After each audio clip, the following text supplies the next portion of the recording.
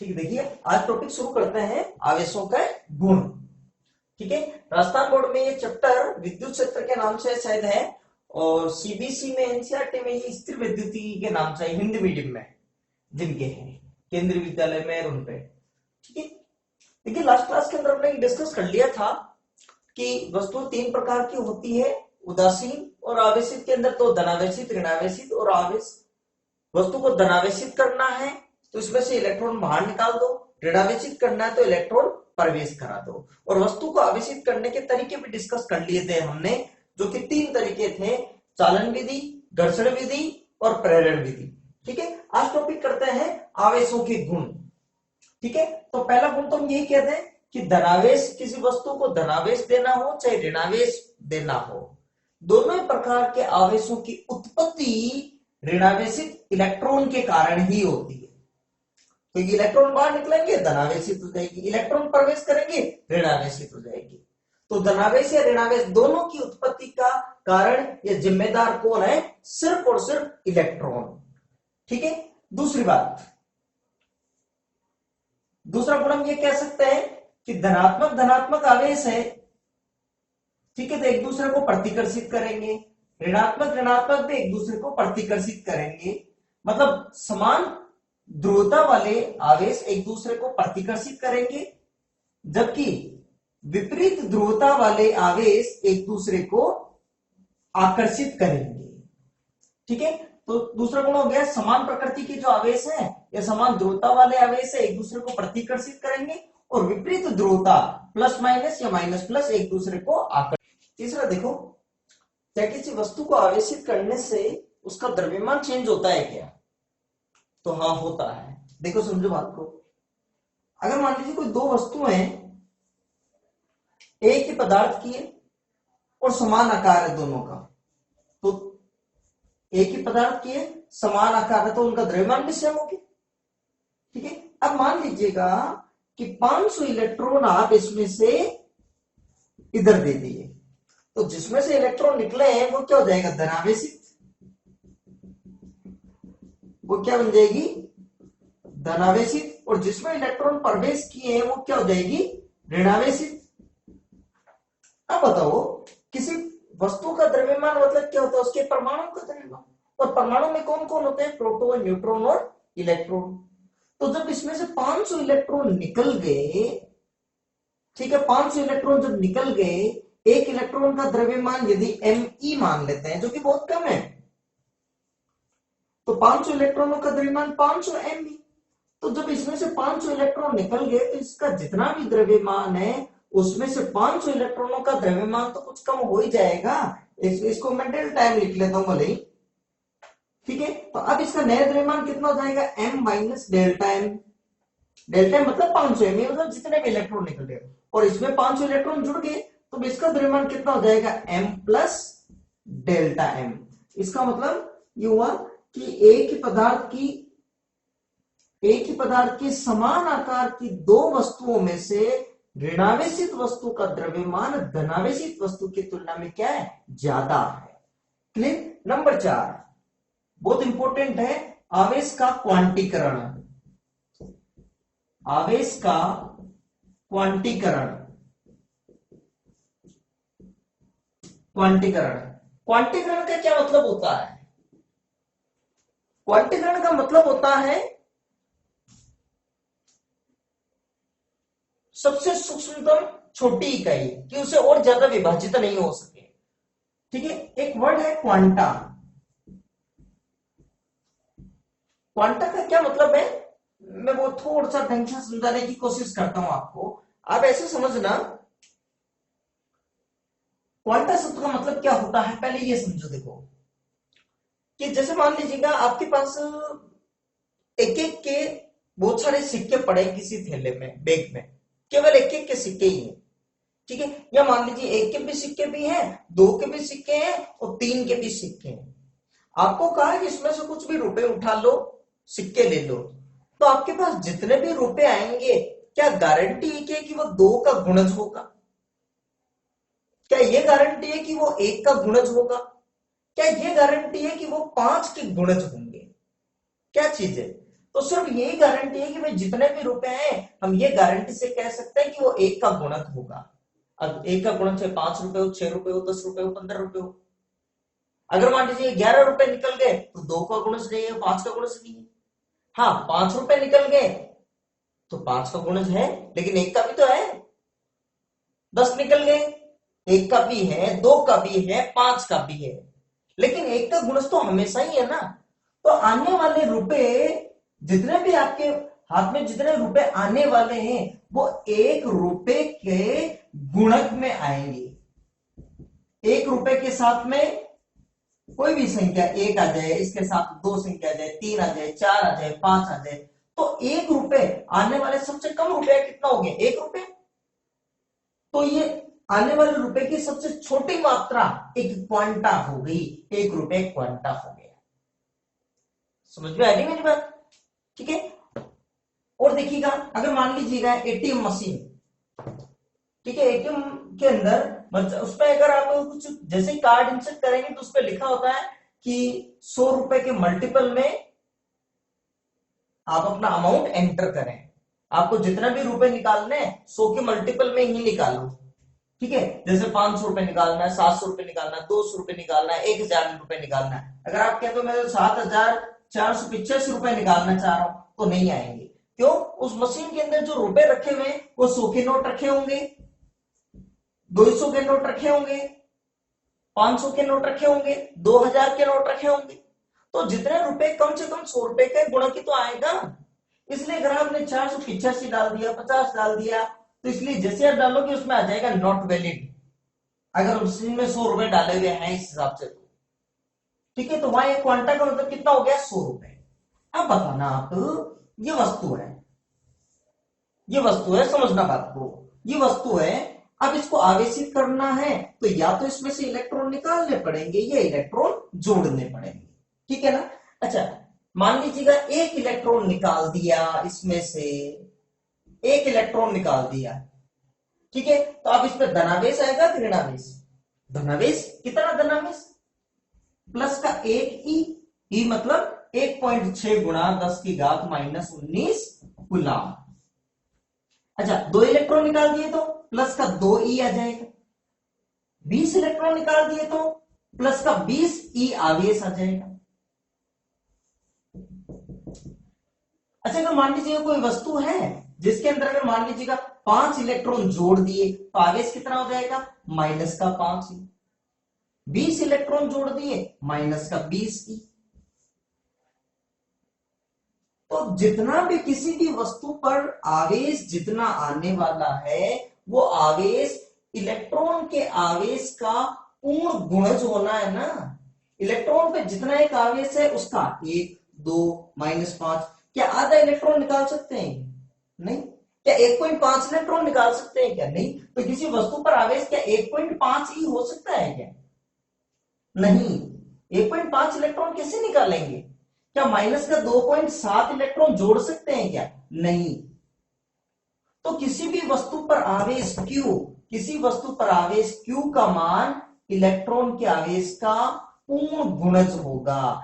N क्या हो गई कि वस्तु से निकाले गए या वस्तु में जोड़े गए इलेक्ट्रॉनों की संख्या। N का मान हमेशा क्या होगा? पूर्णांक होगा। 0 +-1 +-2 +-3 इस तरह से, ठीक है। या तो आप Q बराबर ये, या फिर आप यहाँ पे प्लस माइनस लगाते हो तो यहाँ पर 1 2 3 रख दीजिएगा, ठीक है। तो अगर इलेक्ट्रॉन निकलेंगे तो धनात्मक आवेश आ जाएगा, इलेक्ट्रॉन जुड़ेंगे ऋणात्मक आवेश आ जाएगा। n हमेशा पूर्णांक संख्या है। n का मान 0 1 हो सकता है, 2 हो सकता है, 5 हो सकता है, 10 हो सकता है, 15 हो सकता है, ठीक है ना। हमेशा पूर्णांक संख्या आएगी n का मान, ठीक है। तो यहाँ पे मैं प्लस माइनस, अगर यहाँ पे प्लस माइनस लगाते हैं तो n का मान 0 1 2 3 4 5, और यदि यहाँ पे Q बराबर n ही लिखते हैं तो n का मान 0 +-1 +-2, ठीक है। तो बताएंगे आप किसी वस्तु पर आवेश हमेशा इलेक्ट्रॉन के आवेश का पूर्ण गुणज होगा, ठीक है। इसका मतलब क्या हो गया कि एक क्वांटा आवेश का मान कितना हो गया? 1 ई, ठीक है, इसीलिए इसको कहते हैं आवेश का क्वांटीकरण। आवेश का क्वांटीकरण, किसी वस्तु पर आवेश हमेशा इलेक्ट्रॉन के आवेश का पूर्ण गुणज होगा। वस्तु पर आवेश कभी भी 1.5 ही, -2.7 ही नहीं हो सकता। क्लियर यहां तक? ठीक है, लेकिन दो अपवादी कण हैं, दो अपवादी कण हैं जिन पर आवेश इलेक्ट्रॉन के आवेश का पूर्ण गुणज नहीं होता, पूर्ण गुणज नहीं होता, और उन कणों का नाम है क्वार्क कण। क्वार्क कण। जब नाभिक के अंदर प्रोटॉन न्यूट्रॉन है, जब ये आगे और ये देखा गया कि नाभिक में जो प्रोटॉन और न्यूट्रॉन है वो भी इन क्वार्क कणों से मिलकर बने हुए हैं, वो भी इन क्वार्क कणों से मिलकर बने हुए हैं। इन पर आवेश का मान, इन पर आवेश का मान प्लस का 2/3, 2/3 ई और माइनस का 1/3 ई पाया गया। 2/3 का मतलब 0.66 हो गया ना, 0.67 लिख दीजिएगा ई, और माइनस का 0.33 ई। अभी तो यही तो कहा था, आवेश हमेशा इलेक्ट्रॉन के आवेश का पूर्ण गुणज होगा, यह संख्या पूर्णांक आएगी, लेकिन उसके ऊपर तो ये पाई गई है। ठीक है, देखिए ऐसा माना गया है कि जैसे अगर प्रोटॉन का निर्माण करना है तो 2 कण ये और 1 कण ये आता है, तो देखिएगा 2 गुणा 2e/3 प्लस माइनस का 1/3 ई, तो ये हो गया 4e/3 माइनस 1/3, तो ये हो गया ई प्लस का ई। तो प्रोटॉन के लिए तो ये हो गए 2 कण तो इसके, 1 कण ये। ठीक है, और अगर न्यूट्रॉन की बात कहें,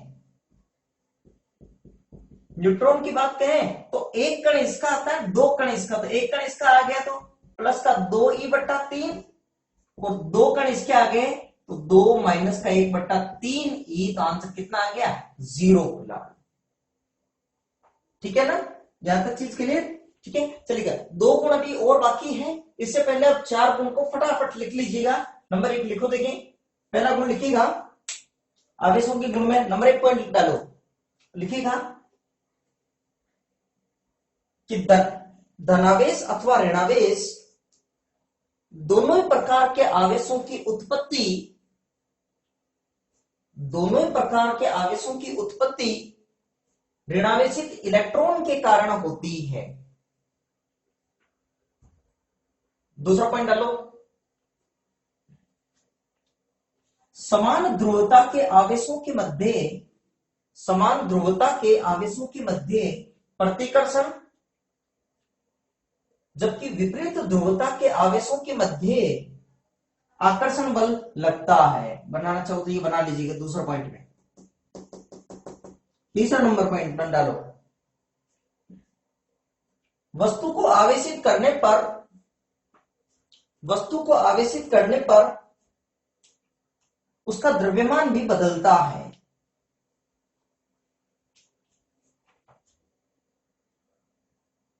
एक ही पदार्थ व समान आकार की 2 वस्तुओं में से ऋणावेशित वस्तु का द्रव्यमान धनावेशित वस्तु की तुलना में ज्यादा होता है। ठीक है, और ये डायग्राम बना लीजिएगा आप।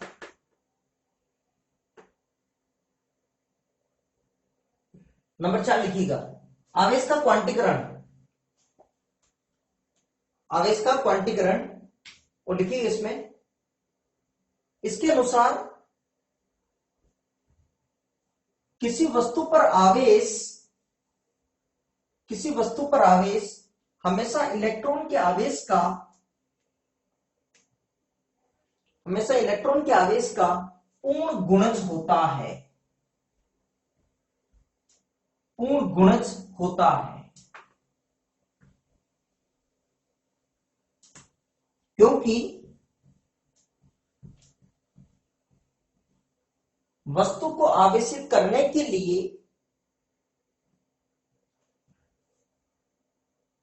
पूर्णांक संख्या में इलेक्ट्रॉन ही पूर्णांक संख्या में इलेक्ट्रॉन ही वस्तु में जोड़े जाएंगे अथवा वस्तु से निकाले जाएंगे।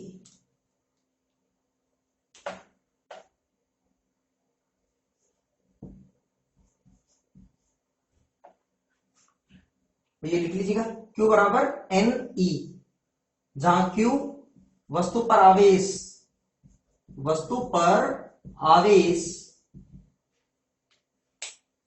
और N क्या है?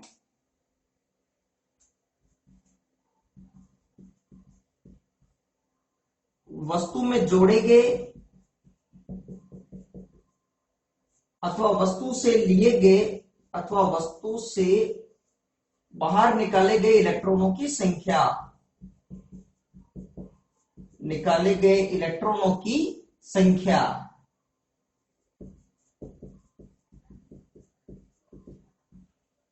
ई मतलब 1.6 गुणा 10 की घात -19 कूलाम।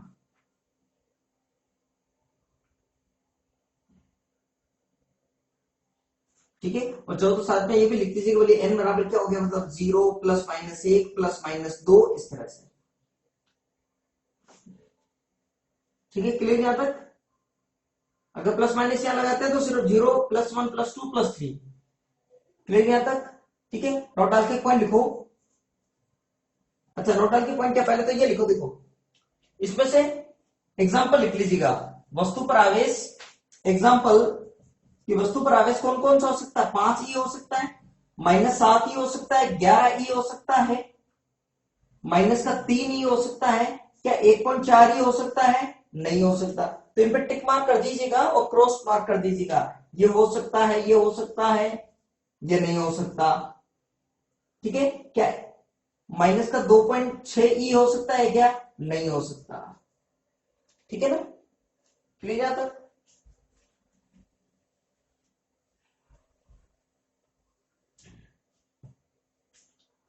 आगे नोट डाल के पॉइंट लिखो, देखिए नोट डाल के पॉइंट लिखो।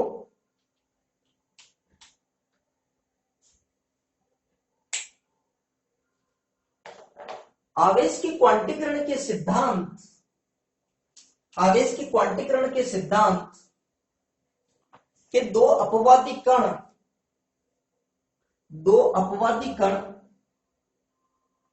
भी है, दो अपवादी कण भी है जिन्हें क्वार्क कण कहते हैं, जिन पर आवेश प्लस का 2/3e व माइनस का 1/3e होता है।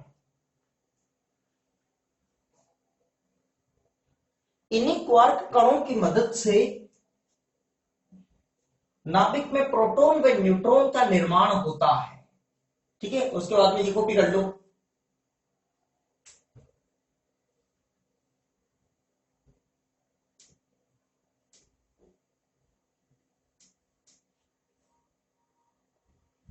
क्लियर यहां तक?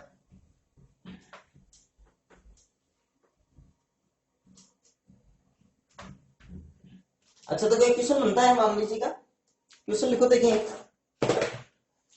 निम्न में से कौन सा आवेश प्रकृति में असंभव है? निम्न में से कौन सा आवेश प्रकृति में असंभव है? लिख लिया आपने? निम्न में से कौन सा आवेश प्रकृति में असंभव है? पहला 16 गुणा 10 की घात -19 कूलाम, सेकंड है 1.6 गुणा 10 की घात -19 कूलाम, थर्ड है 1.6 गुणा 10 की घात -20 कूलाम, और फोर्थ है 32 गुणा 10 की घात -19 कूलाम। इनमें से कौन सा आवेश है जो संभव नहीं है? ट्राई करो, देखिए आप। Which of the following charge is not possible?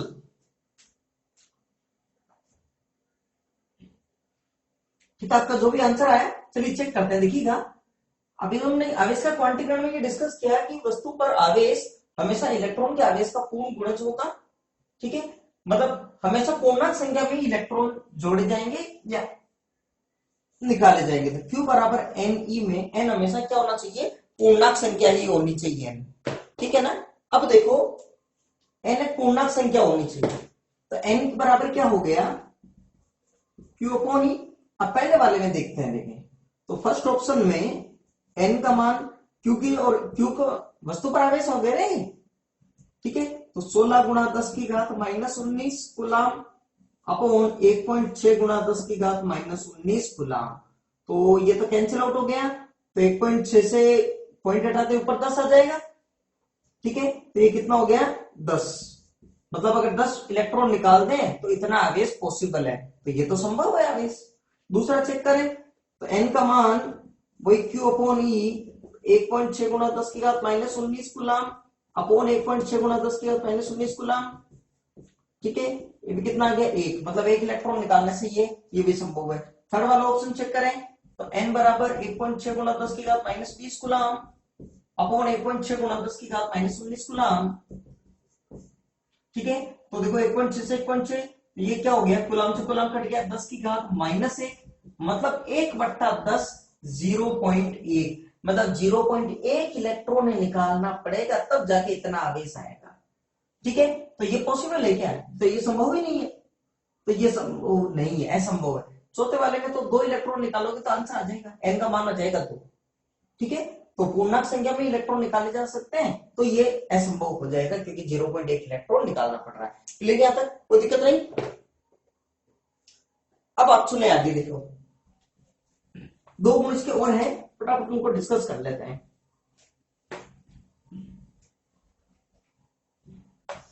ठीक है, नंबर 5,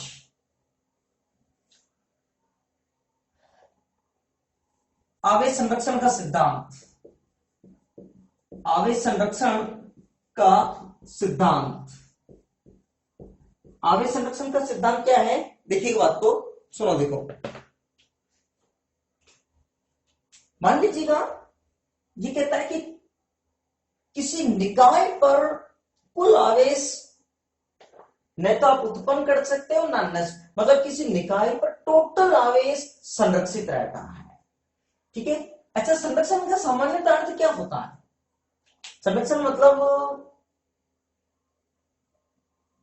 एक समान जैसा ही हो गया है कि चेंज नहीं हो टाइम के साथ, हाँ बिल्कुल वही उसी तरह से हो गया, ठीक है। देखिएगा बिल्कुल सिंपल वे में इसको समझने की कोशिश करते हैं।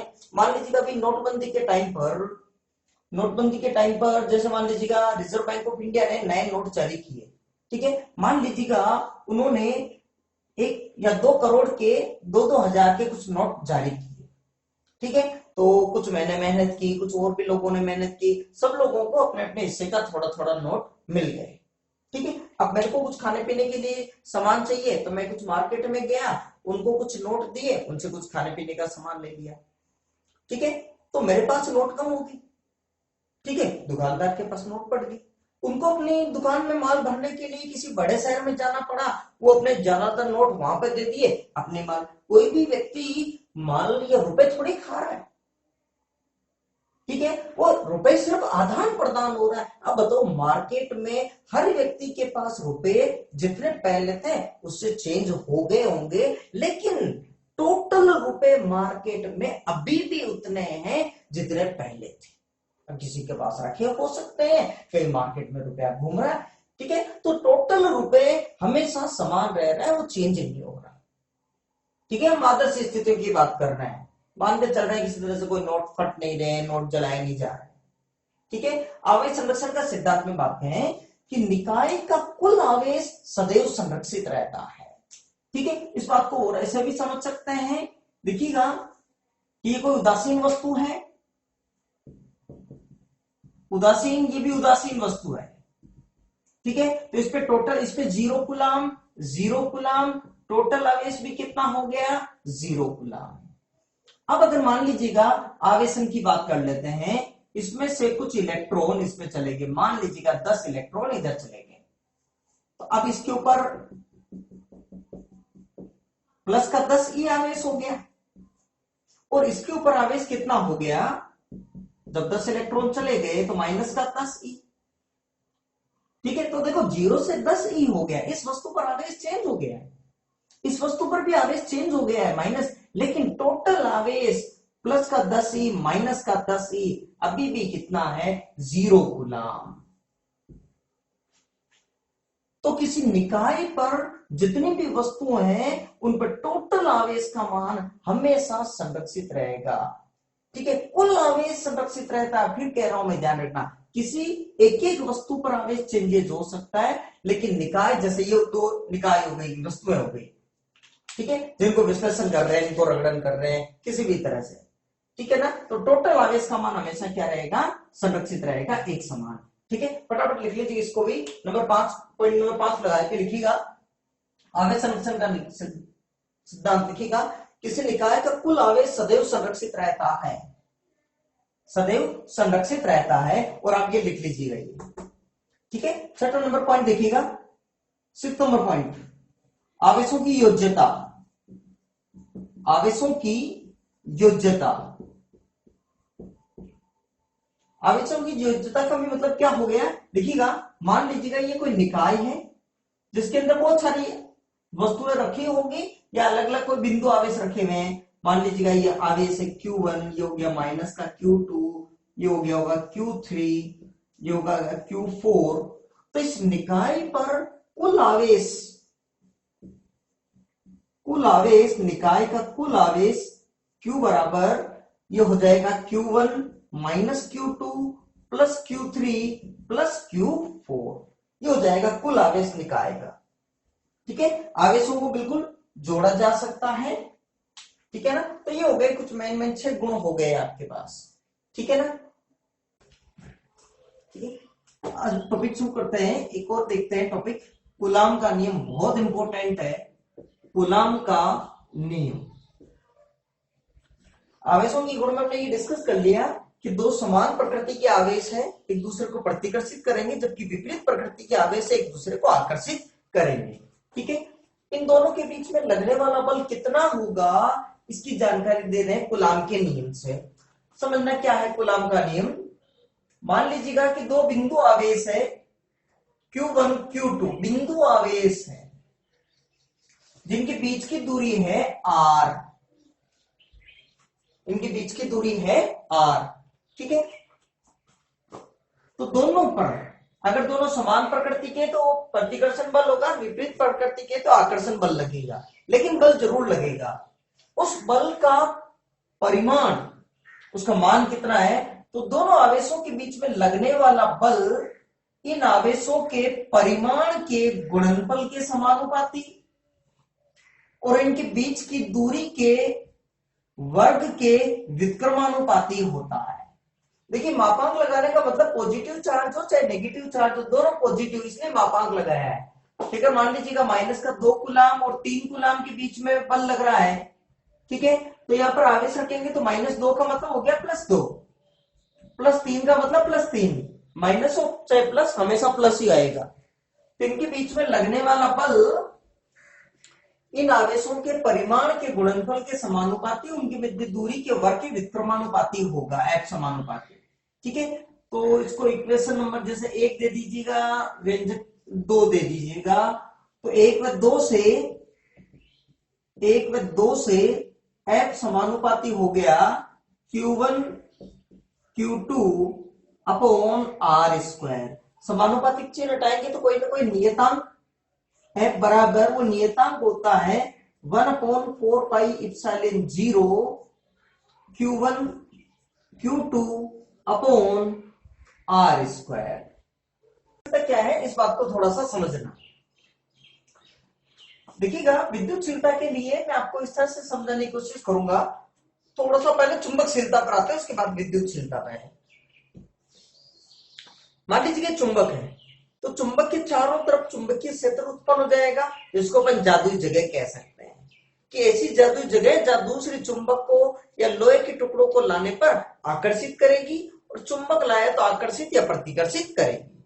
ठीक है ना। अच्छा, इसके चारों तरफ जो ये क्षेत्र बना, उसके अंदर क्षेत्र में चुंबक में क्षेत्र हो गया। जैसे ऐसा नहीं होता कि कहीं पे मान लीजिएगा कि मंदिर के अंदर बहुत सब लोग भक्ति कर रहे होते हैं, तो मंदिर के गानों की गूंज पूरे से वातावरण में फैल रही, तो पूरा जो माहौल है संगीत में माहौल हो जाता है, भक्ति में हो जाता है। इसी तरह से आप इसको ऐसे समझना कि चुंबक है तो चुंबक के चारों तरफ का क्षेत्र क्या हो जाता है, चुंबकमय। ठीक है, अब आपको समझना कि उसमें लोहे की चीजों को अपनी तरफ खींचेगी। अब मान लीजिए लकड़ी का बुरादा डाल दिया आपने चारों तरफ, चुंबक के चारों ओर, ठीक है, तो जो खींचने की ताकत में कुछ न कुछ चेंजेस हो जाएगा। क्लियर? ठीक है, तो वो अलग अलग क्षेत्र में, अच्छा, और लकड़ी की बुरादे की बजाय मान लीजिएगा अब्रक रख दिया तो कुछ अलग हो जाएगा, या पर पानी भर दिया इसके चारों तरफ तो अलग हो जाएगा। ठीक है, तो अब इसी तरह से मान लीजिएगा ये कोई आवेशित पेन है, ठीक है, आवेश है, तो चारों तरफ विद्युत क्षेत्र उत्पन्न हो गया कि अन्य आवेशों को आकर्षित या प्रतिकर्षित करने लगेगा और ये क्षेत्र विद्युत में बन रहा है। ठीक है, तो यहाँ पर विद्युत में अगर मान लीजिए कोई माध्यम नहीं है तो विद्युत क्षेत्र की तीव्रता कितनी है, कितनी तेजी से खींच रही होगी चीजों को। अगर यहाँ पे चारों तरफ लकड़ी का बुरादा भर दिया तो कुछ शायद कमी आ जाएगी विद्युत क्षेत्र में। ठीक है, पानी भर दिया तब भी कुछ चेंजेस हो जाएगा। ठीक है, तो विद्युतशीलता ये डिसाइड करती है कि यहाँ पर आवेशों के चारों ओर कितना विद्युत क्षेत्र हो जाता है, उसमें विद्युत के गुण कितने आ रहे हैं। ठीक है, अलग अलग माध्यम, इप्सिलॉन 0 है निर्वात की विद्युतशीलता, मैं ये लिख देता हूं यहाँ पे, निर्वात की विद्युतशीलता, निर्वात की विद्युतशीलता। अब अगर मान लीजिएगा और कुछ होगी, यहाँ पे एक चीज और बताना चाहूंगा, इप्सिलॉन 0 क्या है, निर्वात की शीलता। अगर कुछ माध्यम भरा हुआ है यहाँ पे तो हो जाएगी इप्सिलॉन, जिसको कहेंगे माध्यम की विद्युतशीलता, माध्यम की विद्युतशीलता, विद्युतशीलता। ठीक है, एक इससे टर्म्स और आती है इससे मिलती जुलती, इप्सिलॉन आर। इप्सिलॉन आर होती है आपेक्षिक विद्युतशीलता, इसको भी समझेंगे भी, आपेक्षिक विद्युतशीलता। आपेक्षिक विद्युतशीलता इसको पराविद्युतांक भी कहते हैं, पराविद्युतांक भी कहते हैं। ये होती है किसी माध्यम की विद्युतशीलता और निर्वात की विद्युतशीलता के अनुपात को आपेक्षिक विद्युतशीलता या फिर पराविद्युतांक कहते हैं, इप्सिलॉन आर। ठीक है, ये मात्रकहीन राशि है, इसका भी मात्रक क्या होगा अभी जस्ट चेक करेंगे भी, मैं क्लियर करा दूंगा ये। ठीक है, एक चीज और सुनना बात को, तो इप्सिलॉन बराबर होता है epsilon 0 epsilon R. Epsilon R को पराविद्युतांक कहेंगे, इसका मान अलग अलग माध्यम के लिए अलग अलग होगा। ठीक है, निर्वात के लिए, निर्वात में इप्सिलॉन आर का मान होता है 1। कोई भी माध्यम हुआ, माध्यम के लिए इप्सिलॉन आर का मान होता है 1 से ज्यादा, इप्सिलॉन आर ग्रेटर देन 1 माध्यम के लिए। और अगर मान लीजिएगा धातुओं के लिए बात कहें, धातुओं में इप्सिलॉन आर का मान होता है अनंत। ठीक है, अब आपको सुनना, इप्सिलॉन आर मान लीजिएगा पानी, जल के लिए, जल के लिए इप्सिलॉन आर का मान है 80।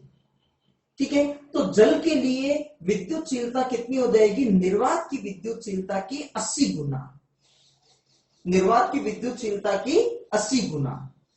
समझ में आ रही है? ठीक है, तो कभी भी माध्यम की विद्युतशीलता नहीं दी जाती, बजाय इसके हमेशा उसकी आपेक्षिक विद्युतशीलता देते हैं या पराविद्युतांक देते हैं, ताकि तुलना करने में आसानी रहे कि निर्वात की तुलना में इतना गुना, निर्वात की तुलना में बल 1/, इतना भाग हो गया, विद्युत क्षेत्र इतना गुना हो गया।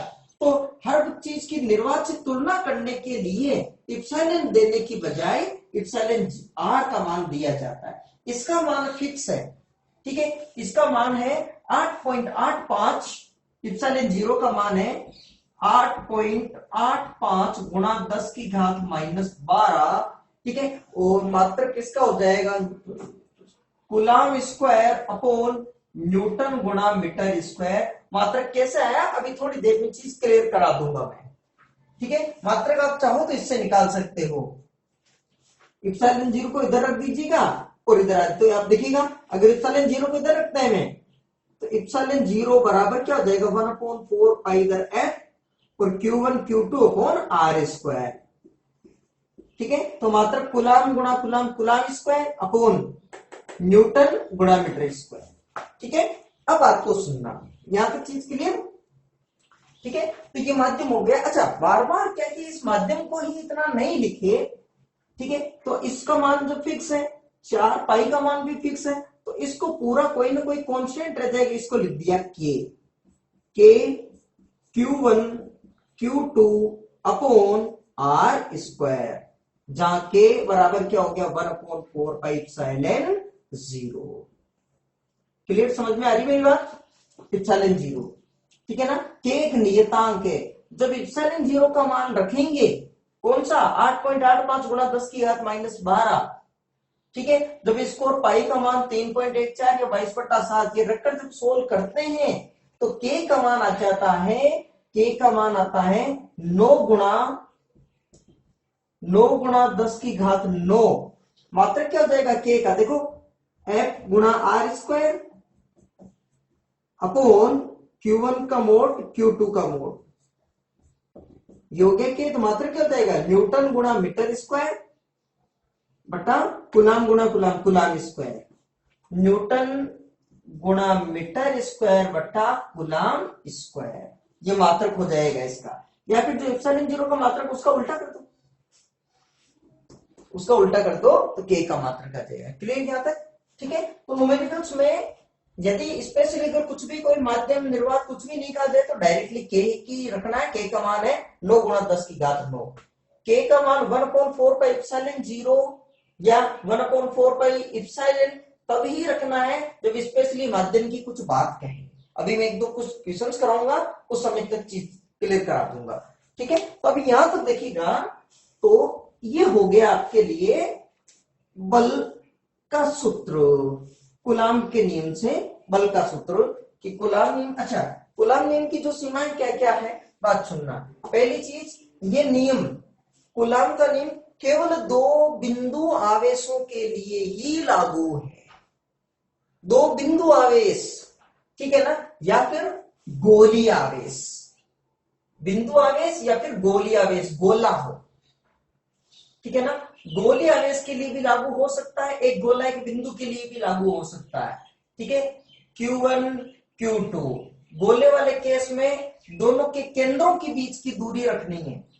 ठीक है, अगर कह दे कि 2 गोले एक दूसरे से 2 मीटर की दूरी पर हैं, तो 2 मीटर की दूरी ये वाली दूरी नहीं है, दोनों के केंद्रों के बीच की दूरी है 2 मीटर दूरी। ठीक है, तो जब भी पूरे गोले में फिजिक्स में अगर बात करें कि बिंदु गोले से 5 मीटर की दूरी पर, तो 5 मीटर हमेशा वो कहां से होती है, केंद्र से ही होती है। ठीक है, तो एक तो ये नियम केवल बिंदु आवेशों के लिए लागू है या फिर गोलीय आवेशों के लिए लागू कर सकते हो। क्लियर? अच्छा, अगर मान लीजिएगा अगर प्रश्न कह दे, अब एक न्यूमेरिकल आ गया, मान लीजिएगा कि जैसे 2 बिंदु आवेश है, एक कूलाम, दोनों के बीच की दूरी भी है 1 मीटर, तो दोनों के बीच में लगने वाला बल कितना होगा, तो F बराबर के 1 गुणा 1, तो 1 बटा R स्क्वायर, ये भी एक आंसर आ गया के, मतलब 9 गुणा 10 की घात 9 न्यूटन। ठीक है, अब अगर मान लीजिएगा प्रश्न ये कह दे कि अगर ये मान लीजिएगा एक कूलाम आवेश है छड़ पर और एक बिंदु आवेश है एक कूलाम, दोनों के बीच की दूरी 1 मीटर है, इन दोनों के बीच में, अच्छा दोनों प्लस है तो ये इसको धक्का देगा और ये भी इसको धक्का देगा, तो दोनों के बीच में बल लगेगा, उस बल का मान कितना होगा, उस बल का मान कितना होगा। तो अगर आंसर वापस अगर यही देखते हैं, ये फॉर्मूला अगर लगा देते हैं के Q1 Q2 upon R square, तो आंसर आ जाएगा के। गलत आंसर है। क्यों? ये नियम सिर्फ और सिर्फ बिंदु आवेशों के लिए, गोलीय आवेशों के लिए ही लागू है। मैं ऐसा नहीं कह रहा हूं कि इनके बीच में बल नहीं लगेगा, क्या बल लगेगा, उस बल की गणना इस कूलाम के नियम से नहीं कर सकते। हाँ, तो आगे एक टेक्निक देखेंगे, फिर जब विद्युत बल डिस्कस करेंगे इसी चैप्टर में, तो फिर वो जनरल तरीका देखेंगे, हर जगह वो लागू हो जाएगा तरीका। यहां तक समझ में आ रही है? ठीक है, देखिए आप बराबर कूलाम का नियम रेडी डाल दिए, वो लिखिएगा इस नियम के अनुसार दो बिंदु आवेश Q1 में Q2 दो बिंदु आवेश Q1 व Q2 एक दूसरे से स्मॉल r दूरी पर स्थित है,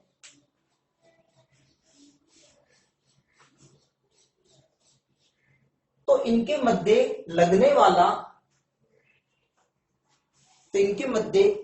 वाला आकर्षण अथवा प्रतिकर्षण बल, अब नेक्स्ट लाइन में लिखना,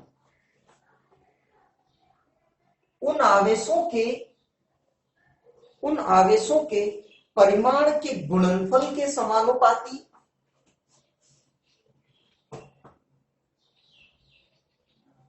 और ये लाइन कॉपी करो, F समानुपाती mode of Q1 mode of Q2 यहां पे, और इक्वेशन नंबर 1 लगाओ उसमें। नेक्स्ट लाइन से लिखिएगा, तथा बल आवेशों के मध्य दूरी के वर्ग के व्युत्क्रमानुपाती होता है, और ये लिखो F समानुपाती 1/r², इक्वेशन नंबर 2। ठीक है, और यहां पे ये कॉपी करो 4πε0 के, जहां के का मान हो गया ये, और ये यहां तक कॉपी कर लीजिएगा, और ये डायग्राम बना लीजिएगा।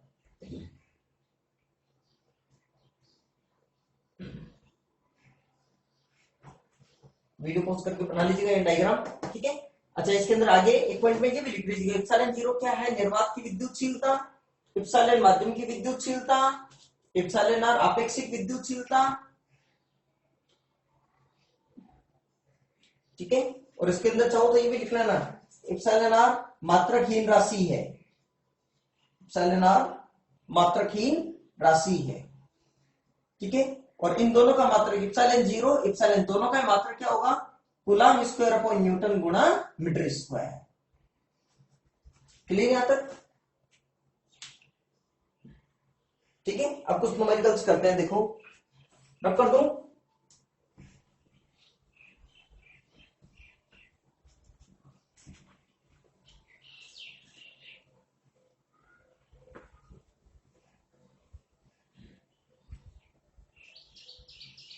अब उसमें चाहो तो एक पॉइंट और लिख लेना नोट डाल के,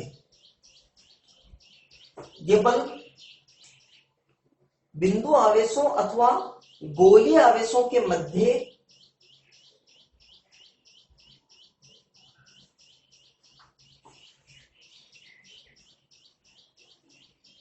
बल की गणना हेतु किया जाता है। एक मिनट सुनो, ये बल क्या है, इसमें ये लिखा था, ये नियम बिंदु आवेशों अथवा गोलीय आवेशों के मध्य बल की गणना के लिए किया जाता है, लिख लिया आपने? ठीक है, एक कुछ क्वेश्चन करते हैं, देखिए नंबर 1। ठीक है, -1 माइक्रोकूलम, 2 माइक्रोकूलम, 1 मीटर दूरी, तो दोनों के मध्य बल, तो प्रश्न है दोनों आवेशों के मध्य बल, तो दोनों आवेशों के मध्य बल की गणना, तो F बराबर क्या हो जाएगा, K माइक्रो मतलब 10⁻⁻⁶, तो K Q1 हो गया -1 माइक्रोकूलम, Q2 हो गया आपके पास तो माइनस, और Q2 हो गया आपके पास 2 माइक्रोकूलम अपॉन 1 का स्क्वायर, तो K का मान रख दीजिएगा 9 × 10⁹। ठीक है, माइक्रो मतलब माइनस प्लस प्लस हो गया, ये 1 × 10⁻⁶। ठीक है, ये भी हो गया 2 × 10⁻⁶ अपॉन 1 का स्क्वायर मतलब 1 हो गया। ठीक है, तो ये हो गया 10⁻12, 2 × 9 मतलब हो गया 18 × 10⁻9 × 10⁻12, तो ये हो गया आपके 18 × 10⁻3, 18/10⁻3 का मतलब हो गया 1000, तो 0.018 न्यूटन, ये इतना बल लग गया। क्लियर यहां तक? ठीक है, अच्छा बल की प्रकृति, बल व प्रकृति बताओ।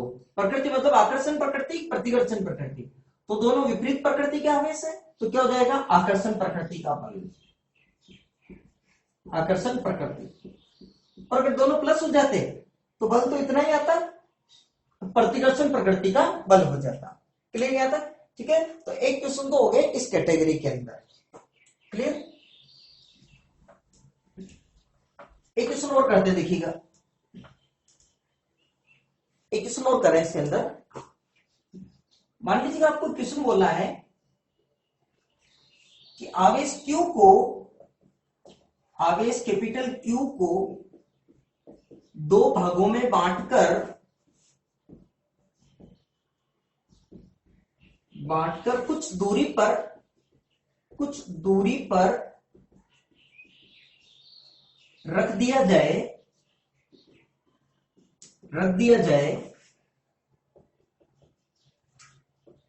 तो उनके मध्य बल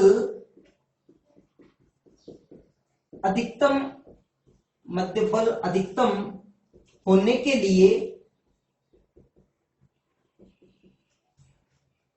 लिए दोनों आवेशों के मान बताओ। दोनों आवेशों के मान बताओ।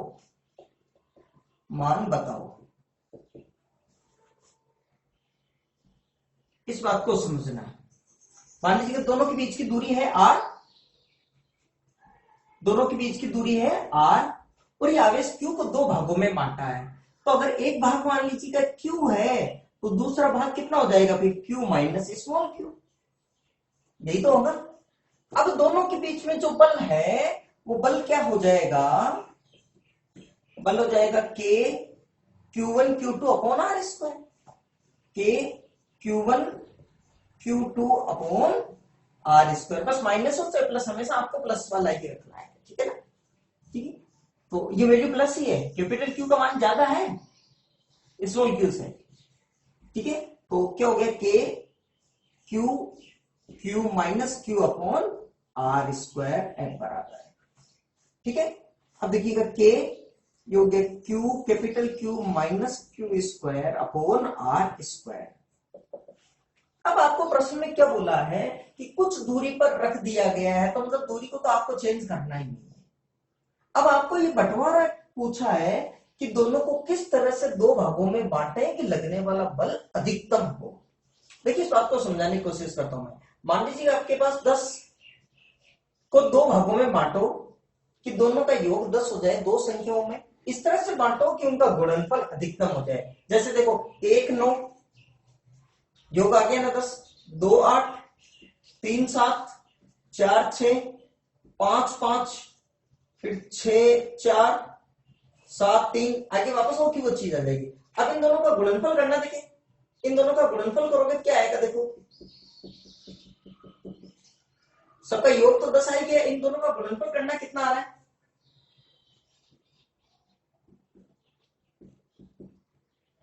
9 16 21 24 25, फिर 24, फिर 21। तो गुणनफल कब अधिकतम आ रहा है, जब दोनों संख्याएं क्या हो रही है, बराबर। मैं गुणनफल का इसलिए कह रहा हूं, यहां पे भी दोनों आवेशों का गुणनफल है तो किया है। तो गुणनफल अधिकतम कब आएगा, जब दोनों आवेश का मान क्या हो रहा होगा, बराबर। या फिर बड़े सिंपल सी चीज है, एक मैथ्स का लॉजिक है कि कोई भी चीज अधिकतम या न्यूनतम अगर उसको करना है तो उसका पहला अवकलन, जैसे y डिपेंड है अगर मान लीजिएगा x स्क्वायर पर, x के ऊपर डिपेंड है, y बराबर x स्क्वायर, तो x का मान कुछ भी भरेंगे तो इसकी वैल्यू अलग अलग आ जाएगी। तो y का मान अधिकतम या न्यूनतम कब आएगा ये पता लगाना है, तो आप क्या करो, उसका पहला अवकलन निकालकर उसको 0 के बराबर रखो। ये कंडीशन दोनों के लिए लागू होती है, चाहे अधिकतम करना हो चाहे न्यूनतम। जैसे इसको कहेंगे तो 2x अवकलन करेंगे तो x की घात n का अवकलन क्या होता है, ये n x की घात n माइनस 1, ठीक है ना, x की घात तो जो है घात आगे आ जाएगी, ठीक है। जैसे x स्क्वायर का कितना हो गया, x स्क्वायर का अवकलन हो गया 2x, ठीक है ना। अच्छा x का अवकलन कितना हो गया, x के सापेक्ष 1। कांस्टेंट का अवकलन हमेशा होता है 0, ठीक है ना। 2 का अवकलन हमेशा 0, लेकिन अगर कोई कांस्टेंट किसी फलन के साथ गुणा में है तो फिर वो सुरक्षित है। मतलब जैसे k और x क्यूब, अगर इसका अवकलन करना है तो k की जगह k हो जाएगा और सिर्फ एक्स क्यूब का अवकलन हो जाएगा। एक्स क्यूब का अवकलन हो जाता है 3x स्क्वायर, बात आगे आ गई, एक कम हो गई तो k गुणा 3x स्क्वायर। ठीक है ना। अब बात को सुनो, देखो यहां पर अधिकतम या न्यूनतम के लिए आप क्या करो कि इसका पहला अवकलन 0 कर दो। तो अधिकतम व न्यूनतम के लिए, अधिकतम अथवा न्यूनतम के लिए, तो आपको तो अधिकतम के लिए पूछा है, अधिकतम के लिए अच्छा चेंज क्या हो रहा है, हमेशा उसके सापेक्ष अवकलन का कैपिटल क्यू चेंज हो रहा है कि स्मॉल क्यू चेंज हो रहा है। भाई स्मॉल क्यू को तो चेंज करेंगे, कैपिटल क्यू तो मान लीजिए आपको 10 माइक्रोकुलाम दे देगा तो 10 माइक्रोकुलाम ही है, ये थोड़ी चेंज हो रहा है, स्मॉल क्यू चेंज हो रहा है। तो D F upon D Q का मान निकालो और उसको किसके बराबर कर दो, 0 के बराबर रख दो। ठीक है, तो देखो k बट्टा आर स्क्वायर तो कांस्टेंट हो गया, ठीक है ना। अब अवकलन करते हैं, देखिएगा तो k बट्टा आर स्क्वायर तो हो गया कांस्टेंट, d बट्टा डी क्यू पूरे में कर लेते हैं, तो k बट्टा आर स्क्वायर और ये क्या हो गया q, capital Q minus small q बराबर 0। ठीक है, तो k बट्टा आर स्क्वायर तो हो गया, जो कांस्टेंट है उसको बाहर ले लो क्योंकि ये पूरे के साथ मल्टीप्लाई में है, गुणनफल में। d बट्टा D Q small Q capital Q minus small q बराबर 0। अब Q का अवकलन हो गया 1, ये कैपिटल Q गुणनफल में सुरक्षित है, तो इसका मान कितना हो गया, small q sorry 1 into capital Q, तो k बट्टा आर स्क्वायर 1 गुणा capital Q minus q square का हो गया 2q बराबर 0। तो ये क्या हो गया q बराबर 2q, तो q का मान कितना हो गया q अपॉन 2। इसका मतलब एक बार तो आ गया q बट्टा 2 और दूसरा पार्ट हो गया q माइनस q, तो इसमें जो q बट्टा 2 रखेंगे तो ये भी आ गया q माइनस q बट्टा 2, मतलब ये भी कितना आ गया q बट्टा 2, मतलब उसको आधा आधा कर देना चाहिए। क्लियर, ठीक है। तो मान बताओ, तो q का मान हो गया q और दूसरा भी क्या हो गया q बाई 2। चलिए यहां तक, ठीक है। एक कैटेगरी और करते हैं क्वेश्चंस की, देखो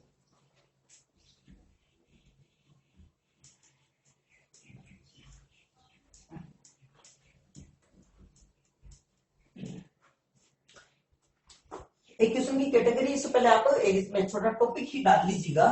दो आवेशों, माध्यम में दो आवेशों के मध्य बल, माध्यम में दो आवेशों के मध्य बल,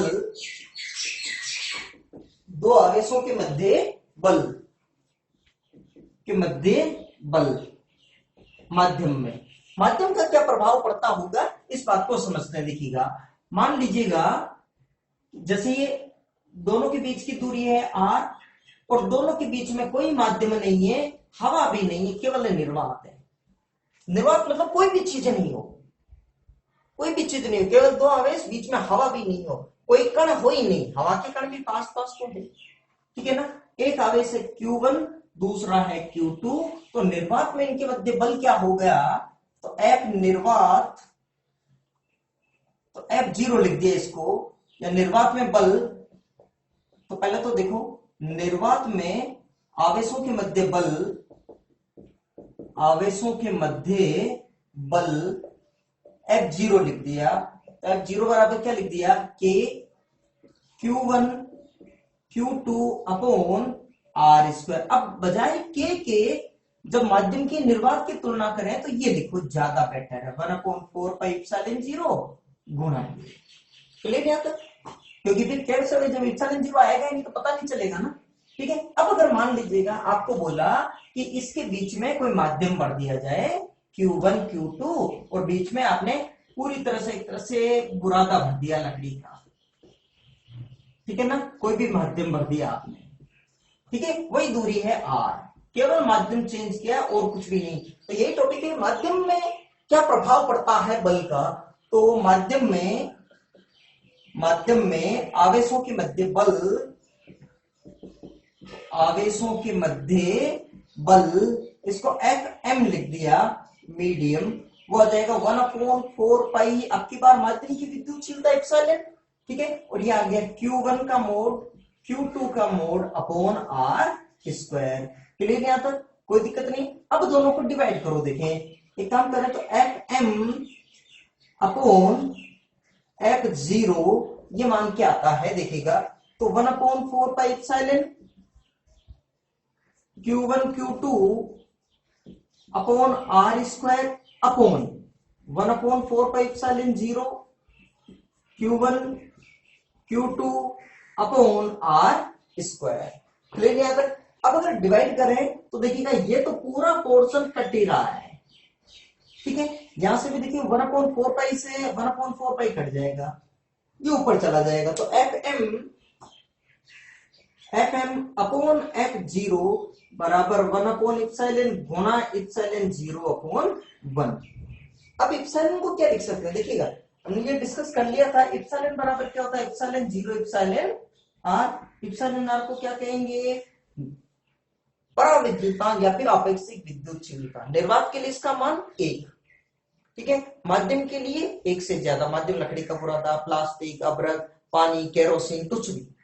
धातुओं के लिए इसका मान अनंत, ठीक है। तो F M upon F zero बराबर क्या हो गया, एप्सिलॉन 0 अपॉन एप्सिलॉन की जगह क्या वैल्यू रख दो, एप्सिलॉन 0 एप्सिलॉन आर। तो देखिए ये भी कैंसिल आउट, तो 1 एप्सिलॉन आर, तो वज्र गुणा करो तो एफ एम बराबर क्या हो गया, F zero upon epsilon R. इसका मतलब क्या हो गया कि एफ माध्यम बराबर एफ निर्वात बट्टा एप्सिलॉन आर। मतलब क्या हो गया कि माध्यम भरने से लगने वाला बल निर्वात की तुलना में 1/एप्सिलॉन आर गुना हो गया, 1/एप्सिलॉन आर गुना हो गया। मतलब ये न्यूमेरिकल ऐसे बन जाता है, न्यूमेरिकल ऐसे बन जाएगा कि अगर दो आवेशों के मध्य, आवेश भी नहीं दिए, दो आवेशों के मध्य निर्वात में लगने वाला बल 10 न्यूटन है। दो आवेशों के मध्य निर्वात में लगने वाला बल कितना है, 10 न्यूटन है।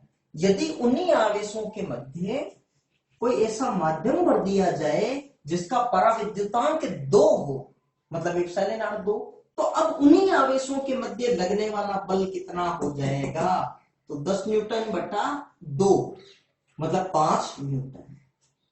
समझ में आ रही बात, ठीक है। फटाफट इसको कॉपी कर लीजिएगा और क्वेश्चन लिख लीजिएगा। देखिए कॉपी कर लीजिएगा, फिर मैं क्वेश्चन लिखा रहा हूं, वीडियो पॉज कर रही, कॉपी कर लीजिएगा, टप कर दूं, ठीक है। क्वेश्चन लिखो, देखिए दो आवेशों के मध्य निर्वात में लगने वाला बल 10 न्यूटन है। दो आवेशों के मध्य निर्वात में लगने वाला बल 10 न्यूटन है। यदि उन्हीं आवेशों के मध्य पराविद्युतांक 2 का कोई माध्यम भर दिया जाए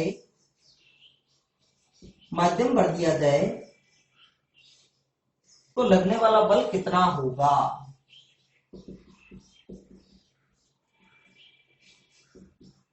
तो आंसर लिख लीजिएगा ये, ठीक है, 5 न्यूटन हो जाएगा। तो एफ एम बराबर है 0.एप्सिलॉन आर, 10 न्यूटन बटा एप्सिलॉन आर क्या हो गया 2, 5 न्यूटन। एक क्वेश्चन ऐसा है कि मान लीजिएगा दो आवेशों के मध्य माध्यम में लगने